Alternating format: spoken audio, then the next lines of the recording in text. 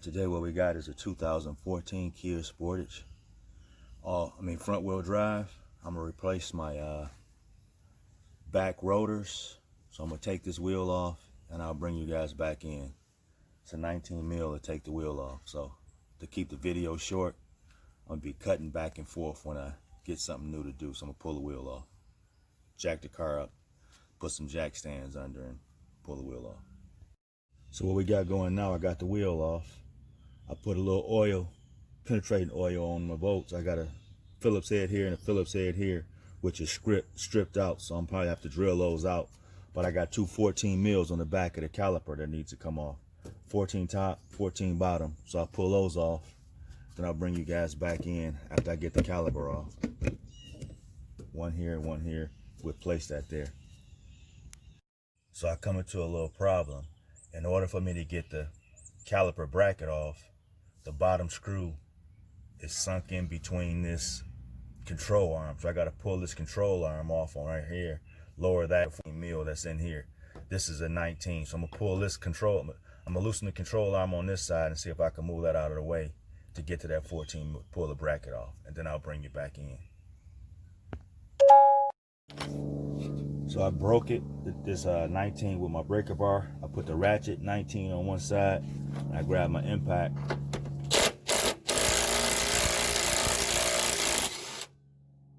Took that right out. All right, so now I'll knock this out, and I'll be able to get behind there to the 14. Put this back on, bolt back on the header there, so when I tap it with a hammer, I won't damage the threads. All this just to change your rotor.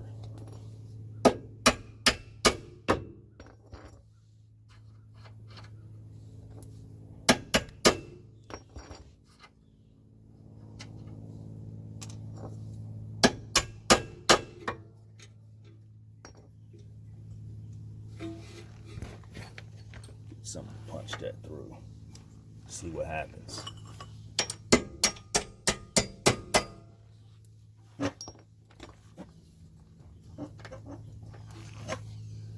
One more tap.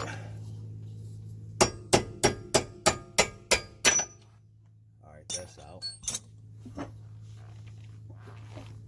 See if I can knock that up.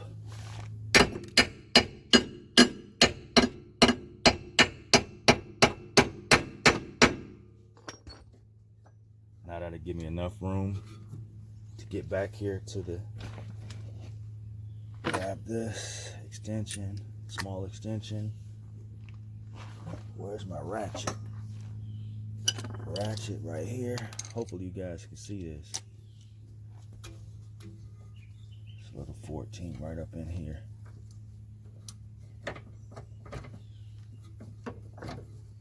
I need to knock that up some more. You know what? I'm gonna have to go down with it.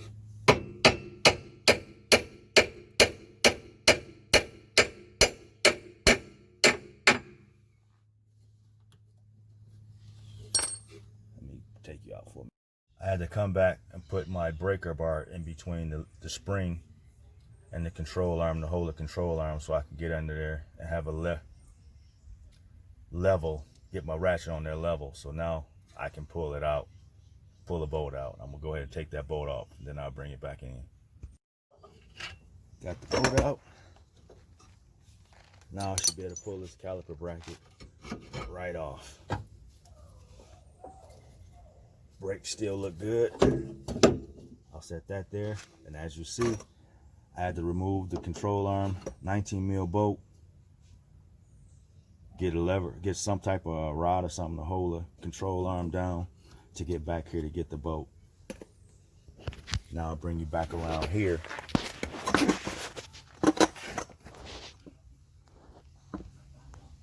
As you can see, I have a stripped out Phillips head here and a stripped out Phillips head there. So what I'm gonna do is I'm gonna drill those out. I'll bring you back in once I drill those out. Show you me drilling one of these out just for GP.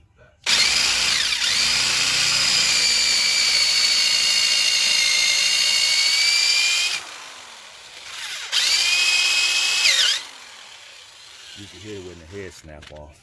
Now we should be able to. That's why I gotta unloosen the brakes. So I'll bring you back in when I unloosen the emergency brake in here. Bring you right back. It's not so much the emergency brake that's holding me on, but I live on a dirt road, and through years of corrosion and dirt, this is kind of seized up around here, so I'm gonna have to spend some time with my sledgehammer beating around the edges of here until I loosen this up and get that to move. So I'll bring you back in after I loosen that up. What I did, take my sledge, banged around, banged around, banged around, and you can see it loosening. And so now she should slide right off. And there it is. Now, brakes seem pretty good. So now all I gotta do is slide the other one back on. So let me go get the other one, and I'll bring you back in. So we got now, I got my new rotor, which I got from the junkyard. Now I'll put my brake caliper bracket back on. These bolts, you can either drill them all the way through and put new ones in. That's what you should do. But for me, I know once I put the wheel on and put the brake caliper bracket back on, this is not going nowhere. A lot of vehicles don't even have those. It just slides right off. So I'm not putting them back. I'm gonna mount this bracket back, put these two 14mm bolts back in, and then I'll bring you right back once I get the bolts tightened up on the brake caliper. I got the back one back, the bottom one in. Finish up this top bracket bolt.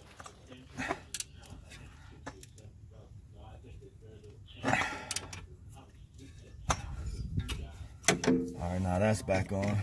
So now all I gotta do is release this and get this back in position, get the control arm back in position. I'm gonna tap that back up. I'll bring you back in once I line it up. All right. So what I had to do is use my long extension, put it in one side of the hole of the control arm, line the hole up, and then use my breaker bar and a hammer while lining that up, keeping that lined up with my foot on a bracket like this, and just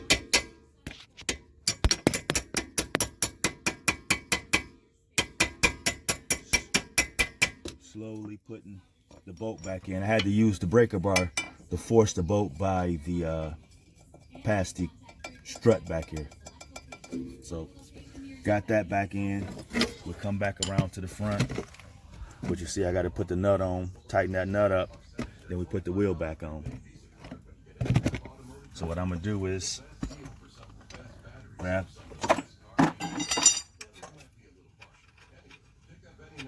the 19, grab the impact,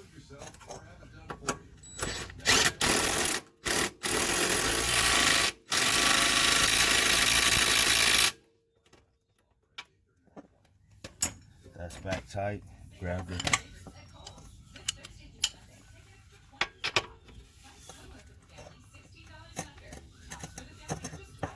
tighten it for good measure, back this up,